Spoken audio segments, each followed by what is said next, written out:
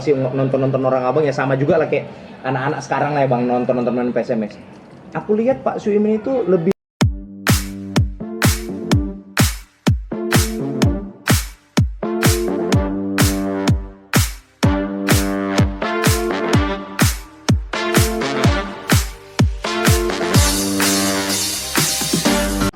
Iya, PSMS Medan sedang berduka. Kenapa? Karena salah seorang mantan pemain PSMS Medan di era tahun 90-an, Bang Edwin Daud, sudah berada di sisinya, sehingga PSMS Medan juga membuat sebuah ucapan bela sungkawa dengan memasang bendera setengah tiang. Dan kita juga nanti akan coba mewawancarai pemain-pemain tanggapan terhadap bendera setengah tiang ini dan bagaimana kiranya ketika beliau mungkin efektif bermain untuk PSMS Medan. Kita tunggu.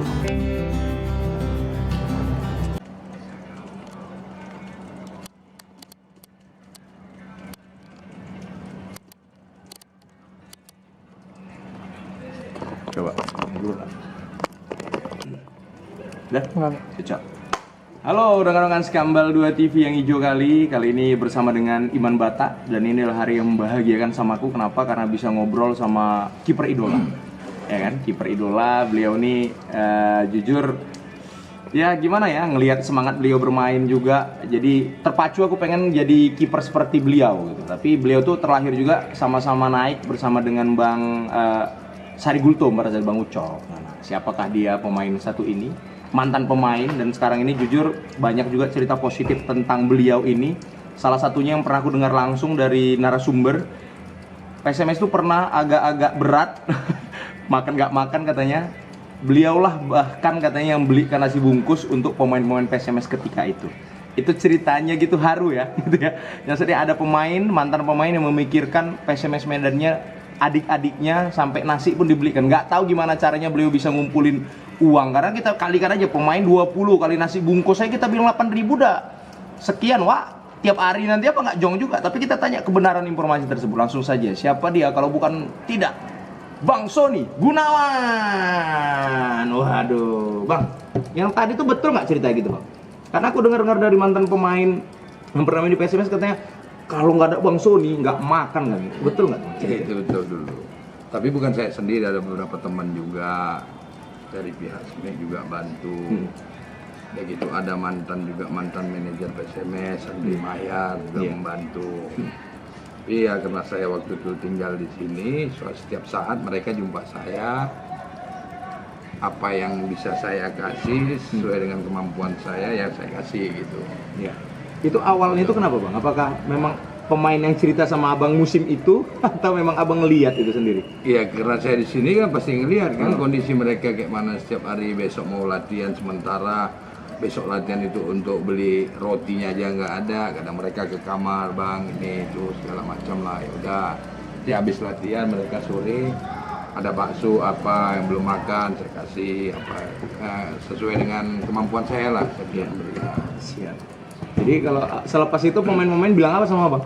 Ya, terima kasih aja. Saya kan juga nggak berharap feedbacknya kemarin. Yang penting mereka bisa latihan bagus, mereka punya prestasi nanti untuk kedepannya. Cukup itu aja, dan membanggakan buat saya. Karena mereka kan bawa panji-panji PSMS kan. Siap. Bang Son, ini tadi aku sore tadi datang kemari Bang. Abang kayak Abang bilang tadi kan sering duduk di sini. Tentu Abang tahu nih apa yang ceritanya nih. Aku pikir tadi bendera merah putih Bang, tapi ternyata bendera PSMS setengah tiang. Apa yang terjadi hari ini Bang? Itu untuk mengenang menghargai legend kita ya, mantan pemain juga, kapten kita. Saya juga pernah satu tim sama dia di PSMS.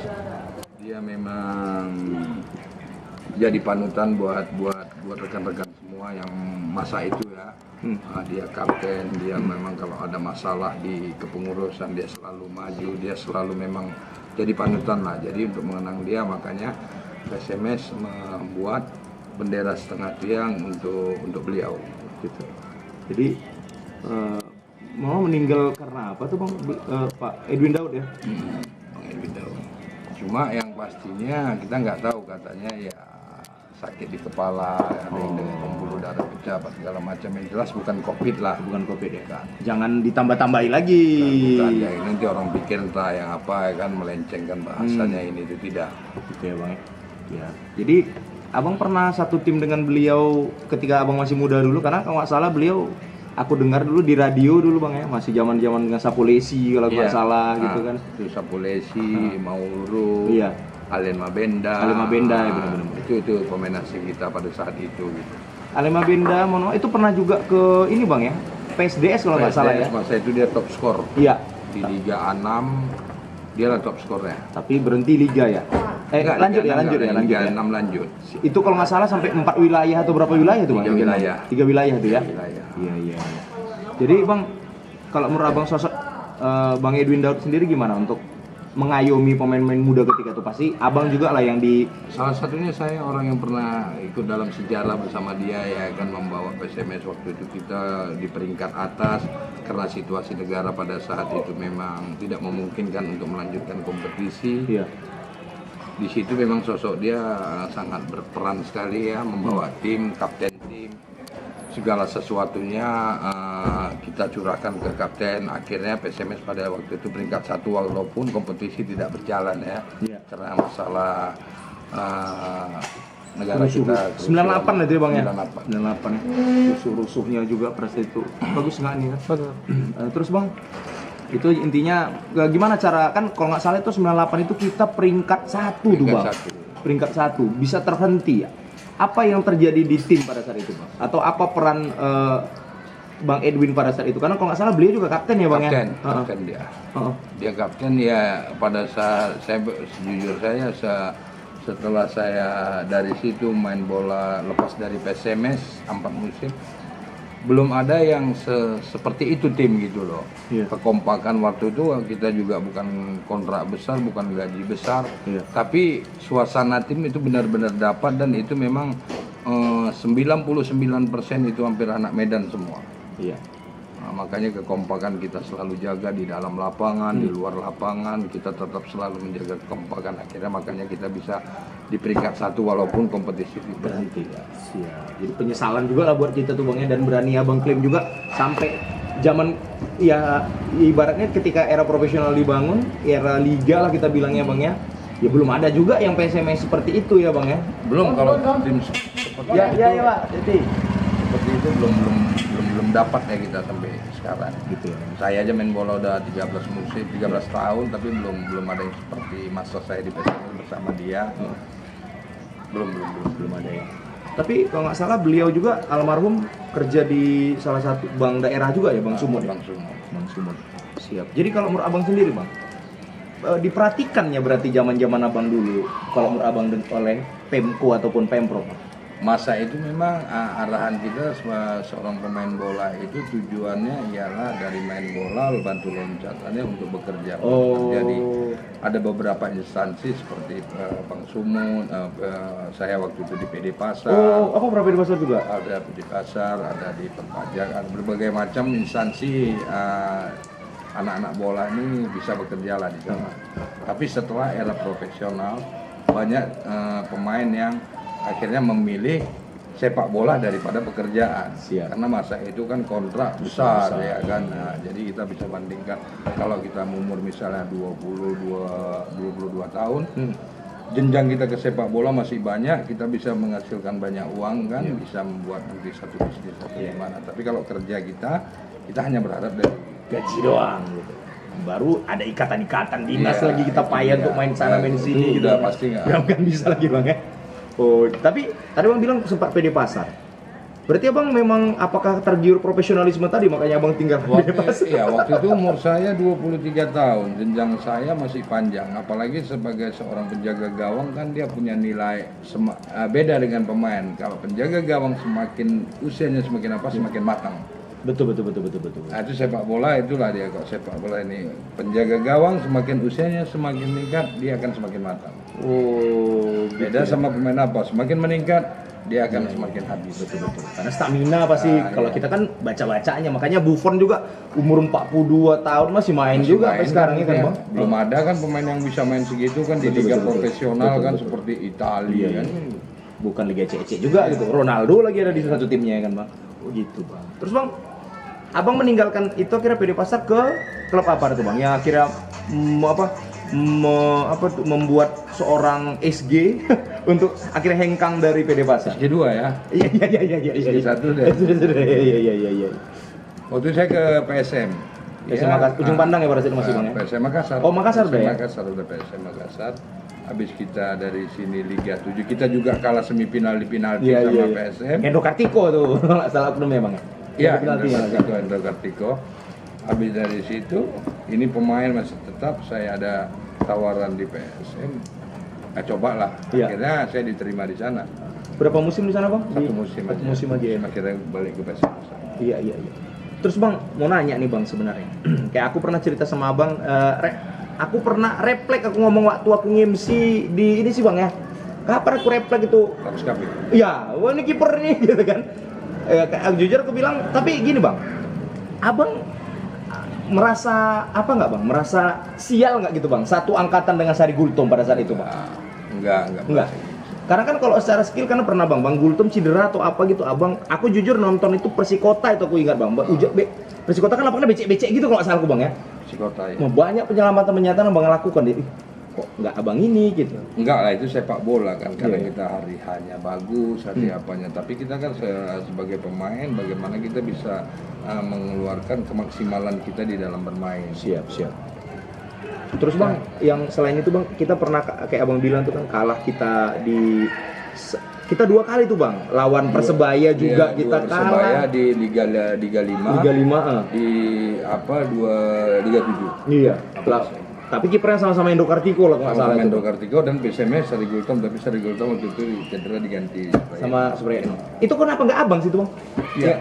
Ini kan pelatih ganti-gantian kita di sana. Oh. Tapi tetap yang utama nggak bisa diganti. Benar. Sari Gultom waktu itu nggak bisa diganti. Pas main di sana, pas giliran Yetno pula ya. Oh. Tapi saya ada di tim gitu kan, berangkat Iya. semua pemain. Karena kan berarti orang abang kiper cadangan. Karena pernah juga bang, aku di sini seleksi dulu Prapon kalau nggak salah. Abang nggak berangkat ke Jakarta, tinggal di sini. Pernah juga ganti-gantian memang sifat gitu bang. Nah, waktu masa itu ganti-gantian. Siap. Pelatih ini, ganti ini. Terus bang, kan gini bang, kalau di zaman kami dulu lah yang anak-anak 2000-an gitu kan, kan paling suka tuh mungkin zaman abang ketika dilatih Pak Suimin Diarja.